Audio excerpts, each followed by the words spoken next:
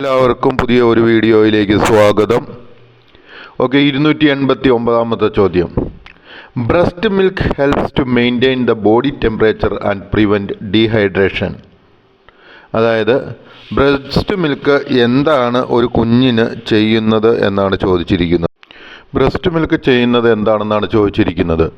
Breast milk help to maintain body temperature, അതായത് മുലപ്പാൽ ശരീരത്തിൻ്റെ ഊഷ്മാവ് ശരിയായ രീതിയിൽ നിലനിർത്താൻ സഹായിക്കുന്നു. ആൻഡ് പ്രിവെൻറ്റ് ഡീഹൈഡ്രേഷൻ, അതുപോലെ തന്നെ നിർജ്ജലീകരണത്തെയും കുഞ്ഞിനെ തടയുവാനായിട്ട് സഹായിക്കുന്നു. ഓക്കെ, അപ്പം ബ്രസ്റ്റ് മിൽക്ക് കുഞ്ഞിന് ചെയ്യുന്ന ഗുണങ്ങൾ ഏതൊക്കെയാണെന്ന് ചോദിച്ചാൽ മെയിനായിട്ട് അതിന് വേണ്ടുന്ന പോഷകഘടകങ്ങളെല്ലാം നൽകുന്നുണ്ട്, അതിന് വേണ്ടുന്ന ന്യൂട്രിയൻസ് നൽകുന്നുണ്ട്. അതോടൊപ്പം തന്നെ breast milk maintains body temperature, അതായത് ബ്രസ്റ്റ് മിൽക്ക് അല്ലെങ്കിൽ മുലപ്പാൽ ശരീരോഷ്മാവ് നിലനിർത്തുന്നു. ആൻഡ് പ്രിവെൻറ്റ് ഡീഹൈഡ്രേഷൻ, അതുപോലെ തന്നെ നിർജ്ജലീകരണത്തെയും തടയുന്നു. ഇനി 290 ചോദ്യം. Breast feeding can reduce mother's risk of breast cancer, ovarian cancer, heart diseases, osteoporosis, weight loss. അതായത് ഈ ബ്രസ്റ്റ് മിൽക്ക് അല്ലെങ്കിൽ ബ്രസ്റ്റ് ഫീഡിംഗ്, അതായത് മുലപ്പാൽ ഒരു കുഞ്ഞിന് നൽകുന്നത് കൊണ്ട് അമ്മയ്ക്കുണ്ടാകുന്ന ഗുണങ്ങൾ എന്നാണ് പറഞ്ഞിരിക്കുന്നത്.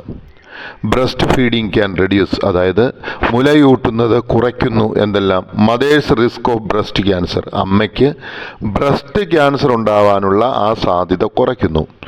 ഓവേറിയൻ ക്യാൻസർ, അതായത് ഓവറിയിൽ ക്യാൻസർ ഉണ്ടാവാനുള്ള സാധ്യത കുറയുന്നു. ഹാർട്ട് ഡിസീസസ്, അതായത് ഹൃദയ സംബന്ധമായ രോഗങ്ങളിൽ നിന്നും രക്ഷിക്കുന്നു.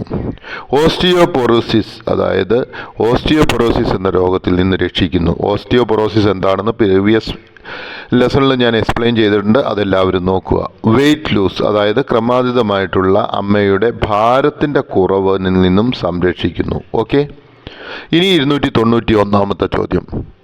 Breast feeding can strengthen the bound between the mother and baby, അതായത് മുലയൂട്ടുന്നത് നിമിത്തം ഒരമ്മയും കുഞ്ഞും തമ്മിലുള്ള ആ തീക്ഷ്ണമായ ബന്ധത്തെ കൂടുതൽ അരക്കിട്ടുറപ്പിക്കുവാനായിട്ട് സാധിക്കുന്നു.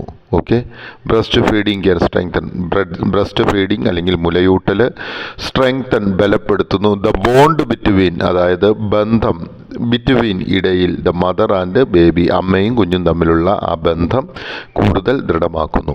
ഇനി 292 ചോദ്യം.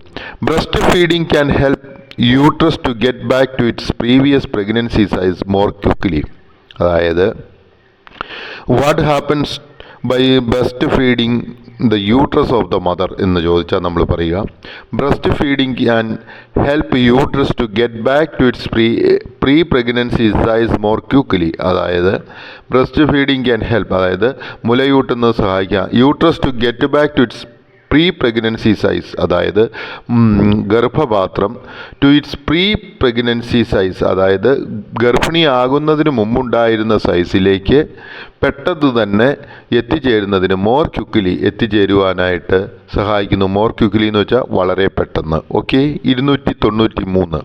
Breast feeding releases oxytocin hormones that can help mother to feel calm and connected to your body. That means breastfeeding releases toxin, അതായത് ബ്രസ്റ്റ് ഫീഡിംഗ് എന്ത് ചെയ്യുന്നു, ഒരു റിലീസസ് ഓക്സിറ്റോക്സിൻ എന്ന് പറയുന്ന ഒരു ഹോർമോണിനെ എന്ത് ചെയ്യുന്നു, റിലീസ് ചെയ്യുന്നു, ശരീരത്തിൽ ഉൽപ്പാദിപ്പിക്കുന്നു. Okay, that can help mother to feel calm, അതെന്ത് ചെയ്യുന്നു, അമ്മയെ വളരെ ശാന്ത സ്വഭാവമുള്ളവളാക്കി തീർക്കുന്നു. And connect to her baby, അതുപോലെ തന്നെ അവളുടെ കുഞ്ഞുമായിട്ട് കൂടുതൽ തീക്ഷ്ണമായിട്ടുള്ള ബന്ധത്തിന് അവളെ സഹായിക്കുകയും ചെയ്യുന്നു. ഇനി 130 ചോദ്യം. 294 ചോദ്യം, page number 130. Vaccination or immunisation is the best way to acquire artificial immunity, അതായത് how can we get artificial immunity എന്നാണ് ചോദ്യം.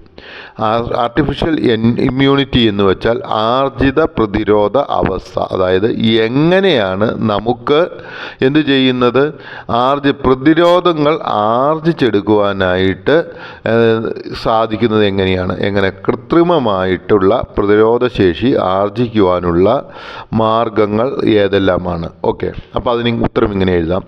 വാക്സിനേഷൻ അല്ലെങ്കിൽ ഇമ്മ്യൂണൈസേഷൻ അതായത് വാക്സിനുകൾ കുത്തിവെക്കുന്നത് ഈസ് ദ ബെസ്റ്റ് വേ ആകുന്നു ഏറ്റവും നല്ല മാർഗം ടു അക്വയർ നേടിയെടുക്കുവാൻ ആർട്ടിഫിഷ്യൽ ഇമ്മ്യൂണിറ്റി ആർജിത പ്രതിരോധ ശക്തി നേടിയെടുക്കുവാൻ. ഓക്കെ, ഇനി 295. It is the responsibility of the parents to protect their children's right by administering vaccines at the right time. ഇവിടെ എന്താണ് പറഞ്ഞിരിക്കുന്നത്? It is the responsibility of the parents. ഇത് മാതാപിതാക്കളുടെ ഉത്തരവാദിത്തമാണ്. To protect their children's right, അതായത് കുട്ടികളുടെ അവകാശം. എന്താണ്? ബൈ അഡ്മിനിസ്റ്ററിങ് വാക്സിൻസ്, അവർക്ക് എന്ത് നൽകിക്കൊണ്ട്? വാക്സിനുകൾ നൽകിക്കൊണ്ട്. അറ്റ് ദ റൈറ്റ് ടൈം, ശരിയായ സമയത്ത് ശരിയായ രീതിയിലുള്ള വാക്സിനുകൾ നൽകുക എന്നുള്ളത് ഓരോ പേരൻസിൻ്റെയും റൈറ്റാണ്. ഓക്കെ, ഇനി 296. Breast milk and vaccines are babies birthright. അതായത് ബ്രസ്റ്റ് മിൽക്കും അതുപോലെ തന്നെ വാക്സിനും ബേബിയുടെ അല്ലെങ്കിൽ ഒരു കുഞ്ഞിൻ്റെ ജന്മ അവകാശത്തിൽപ്പെട്ട കാര്യമാണ് എന്നാണ് പറഞ്ഞിരിക്കുന്നത്. ഇനി 297. Vaccines for mother and child are available in the nearest government health centers. Where do we get vaccines for the mother and child എന്നൊരു ചോദ്യം വന്നാൽ നമ്മൾ എഴുതുക vaccines for mother and child. വാക്സിനുകൾ, അമ്മയ്ക്കും കുഞ്ഞിനും ആവശ്യമായ വാക്സിനുകൾ ലഭിക്കുന്നു in the nearest government health centres. ഏറ്റവും അടുത്തുള്ള ഗവൺമെൻറ് ഹെൽത്ത് സെൻറ്ററിലാണ് അത് അവൈലബിൾ ആയിട്ടുള്ളത്. ഇനി 298 ചോദ്യം. All vaccines are given for free for babies and pregnant women. അതായത് നമ്മളൊരു കാര്യം മനസ്സിലാക്കുക, ഇന്ത്യ മഹാരാജ്യത്ത് എല്ലാ വാക്സിനുകളും, അമ്മയ്ക്കും കുഞ്ഞിനും വേണ്ട എല്ലാ വാക്സിനുകളും ഫ്രീ ആയാണ് നൽകുന്നത് എന്നുള്ള കാര്യം ഓർക്കുക. ഇനി 299 ടേബിൾ 5.2 നാഷണൽ ഇമ്മ്യൂണൈസേഷൻ ഷെഡ്യൂൾ. അതായത് നാഷണൽ ഇമ്മ്യൂണൈസേഷൻ ഷെഡ്യൂളിൽ പറഞ്ഞിരിക്കുന്ന കാര്യങ്ങളാണ് ഇവിടെ തന്നിരിക്കുന്നത്. അതായത് ബർത്ത് അല്ലെങ്കിൽ ജനന സമയത്ത് ആ കുഞ്ഞിന് കൊടുക്കേണ്ട വാക്സിനുകൾ BCG vaccine, HEPV vaccine, OPV vaccine കൊടുക്കണം. രണ്ടാമതായിട്ട് 6 ആഴ്ചയായി കഴിയുമ്പോൾ DTWP vaccine, DTAP1 vaccine, HIB1 vaccine, IPV1 vaccine, HEPV2 vaccine, PCV1 vaccine, ROTA1 vaccine എന്നിവ നൽകേണ്ടതാണ്. ഇനി 10 ആഴ്ച കഴിയുമ്പോൾ DTWP വാക്സിൻ അല്ലെങ്കിൽ DTAP2 വാക്സിൻ കൊടുക്കണം, HIB2 വാക്സിൻ കൊടുക്കണം, IPV2 വാക്സിൻ കൊടുക്കണം, HEPV3 വാക്സിൻ കൊടുക്കണം, PCV2 വാക്സിൻ കൊടുക്കണം, ROTA2 വാക്സിൻ കൊടുക്കണം. ഇനി 14 ആഴ്ച ഒരു കുഞ്ഞു പ്രായമായി കഴിയുമ്പോൾ DTWP വാക്സിൻ അല്ലെങ്കിൽ DTAP3 വാക്സിൻ നൽകണം, HIB3 വാക്സിൻ നൽകണം, IPV3 വാക്സിൻ നൽകണം, HEPV4 വാക്സിൻ നൽകണം, PCV3 വാക്സിൻ നൽകണം, ROTA3 വാക്സിൻ നൽകണം. ഇനി 6 മാസമായി കഴിയുമ്പോൾ ഇൻഫ്ലുവൻസ 1 വാക്സിനും 7 മാസമായി കഴിയുമ്പോൾ ഇൻഫ്ലുവൻസ 2 വാക്സിനും നൽകണം. ഇനി 6 മുതൽ 9 മാസം വരെ ആയി കഴിയുമ്പോൾ ടൈഫോയിഡ് കൺജങ്ക്റ്റീവ് വാക്സിൻ നൽകണം.